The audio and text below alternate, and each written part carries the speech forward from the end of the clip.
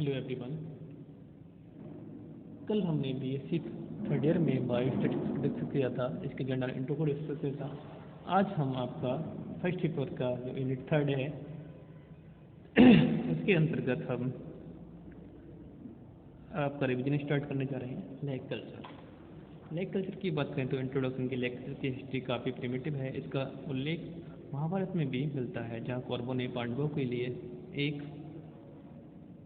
लक्ष्य ग्रह तैयार किया था, लाख तथा लाख इंसेक्ट के बारे में सर्वप्रथम 1782 में केयर नामक वैज्ञानिक ने वर्णन किया था तथा इन्हीं के नाम पर इसे केयर कहा जाता था।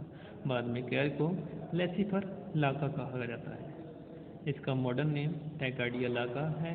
लाख इंसेक्ट ऑर्डर हेमिप्टेरा की फैमिली लेसिफेरिडी में आने वाला एक छोटा रेजिनस स्केलेस इंसेक्ट होता है, जो अपनी बीक को प्लांट के टिश्यू में इंजर्ड करके जूस तक करता है और वृद्धि करने लगता है।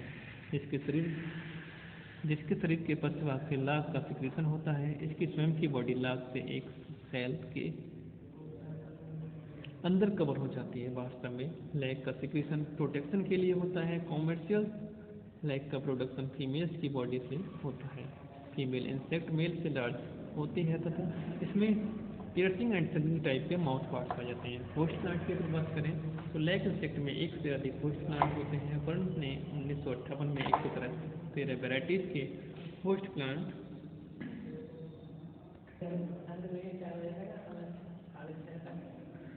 प्लांट लाख इंसेक्ट में एक से अधिक होस्ट प्लांट होते हैं। बर्न ने 1958 में 113 वेराइटीज के होस्ट प्लांट बताए, जिनमें से हमारे देश में 14 होस्ट प्लांट्स बहुत कॉमन है। तो 14 कौन कौन से हैं? ये है मैंगो, अकेशिया, कुसम, शीशो, साल, अंजीर, बेर, हाइपोथोडियम, पीपल आदि होते हैं। प्लांट की क्वालिटी होस्ट प्लांट की क्वालिटी पर डिपेंड करती है। इनमें से कुछ प्लांट को आर्टिफिशियल प्रोड्यूस करने के लिए यूज किया जाता है। इनमें से कुसुम, अकेशिया तथा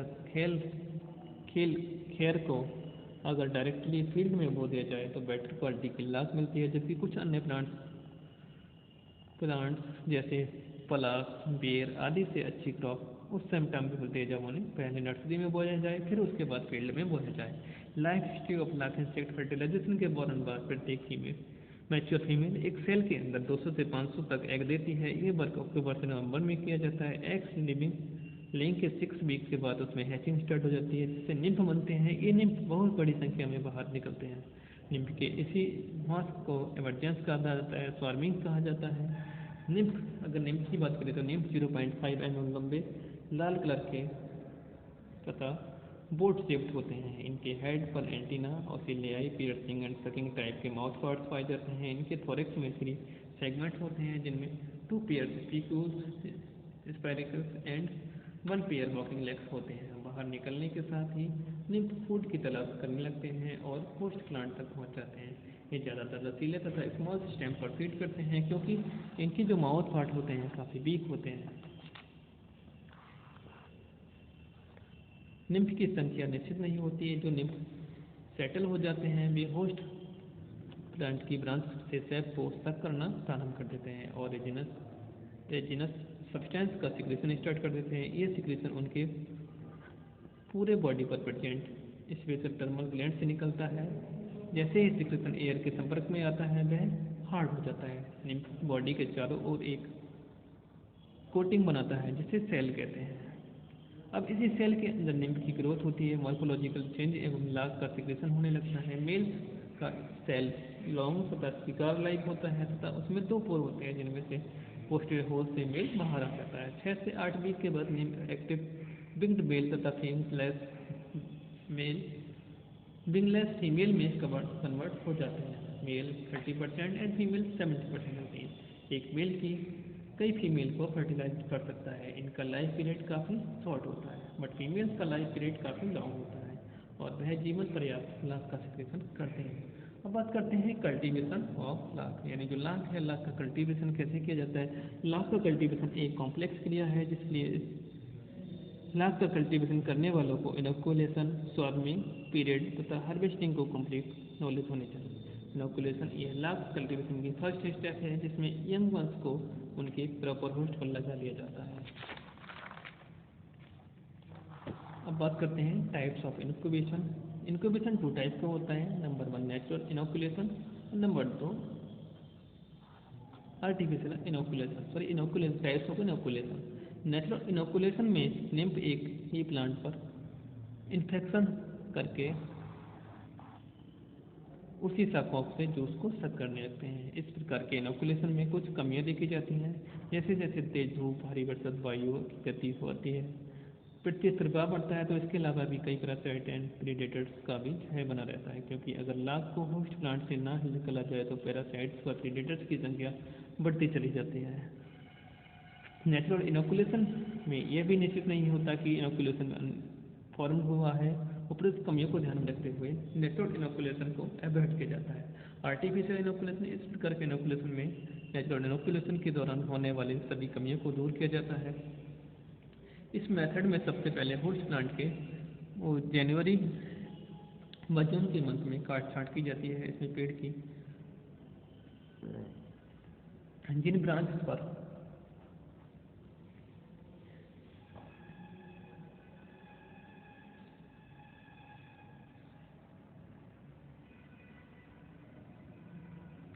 ऐसे निम्फेडिएंट से जो स्वार्मिंग के लिए तैयार हों को 20 से 30 सेंटीमीटर लंबी पट्टियों में काट लिया जाता है।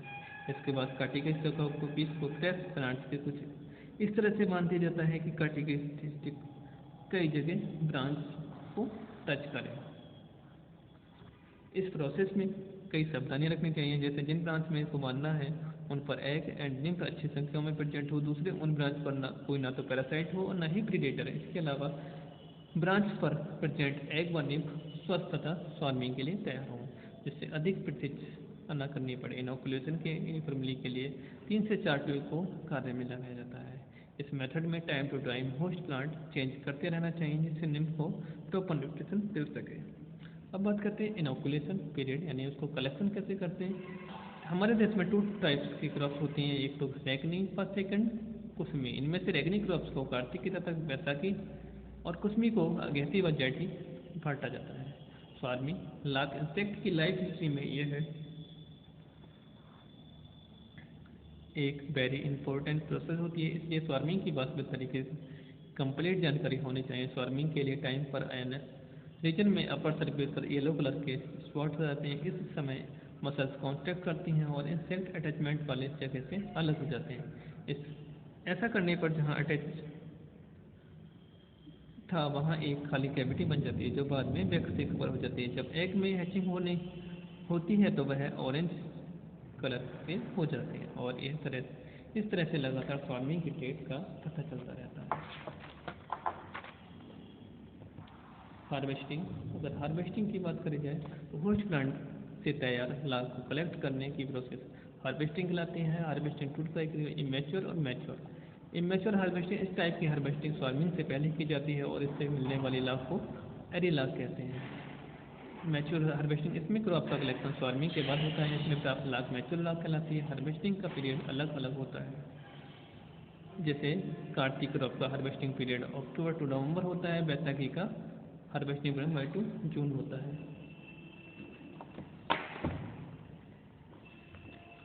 अब बात करते हैं रिसेंट प्लान ऑफ कल्टीवेशन।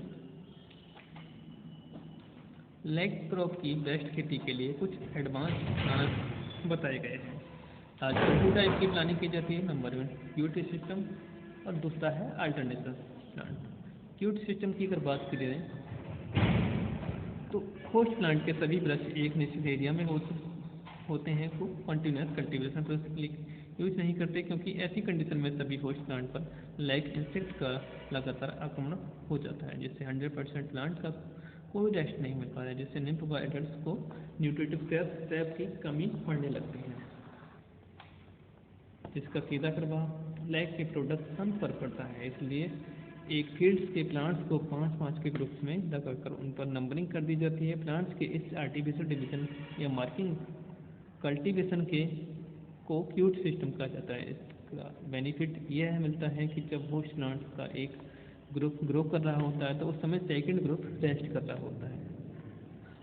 अब बात करते हैं अल्टरनेशन ऑफ प्लांट्स। इस सिस्टम में एक क्रॉप के बाद होस्ट प्लांट की वैरायटीज को चेंज कर दिया जाता है और इस तरह से स्वार्मिंग को इनोकुलेशन दूसरी वैरायटी के होस्ट प्लांट पर होता है।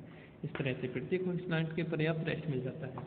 इसे लाख का कल्टीवेशन काफ़ी अच्छा रहता है। अब बात करते हैं प्रोसेसिंग ऑफ लैक इंडस्ट्री। जब स्टॉक कंप्लीट रूप से मैच्योर हो जाती है तब मोस्टली लाख का की हार्वेस्टिंग होती है और कुछ पार्ट होस्ट प्लांट पर ही रह जाते हैं। इसलिए per year January and month में होस्ट प्लांट की काट छांट कर लेनी चाहिए। जिन ट्यूब पर लाख एक्स के साथ प्रेजेंट हो उसे ब्रूड लाख स्टिक लाख कहते हैं और इसी लाख को ब्रूड या स्टिक लाख कहा जाता है। लाख की प्रोसेसिंग टाइम उस टाइम शुरू होता है जब ट्यूब से स्टिक लाख को खुरचा जाए। खुरची हुई लाख में कई इम्प्योरिटीज होती हैं। इस लाख को हाथ से चलाई जाने वाली मशीनों से पीस कर, यानी जो चक्की होती है उससे पीस कर और मटेरियल को हवा में सुखाकर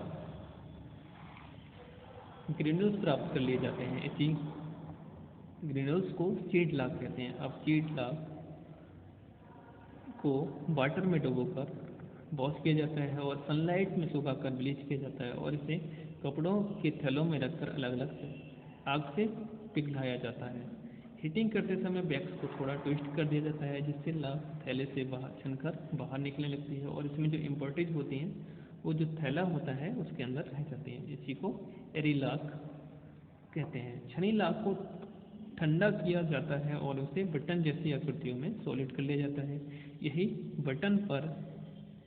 बटन या प्योर लाख कहलाती है। जब इस प्योर लाख को शीट के रूप में खींचा जाता है तो इसे शीट लाख कहते हैं। शीट को वाटर में डिजॉल्व करते हैं तो वाइट या ऑरेंज कलर की लाख प्राप्त होती है जिसे सेल लाख या कहते हैं और यही लाख की सबसे प्योर फॉर्म होती है।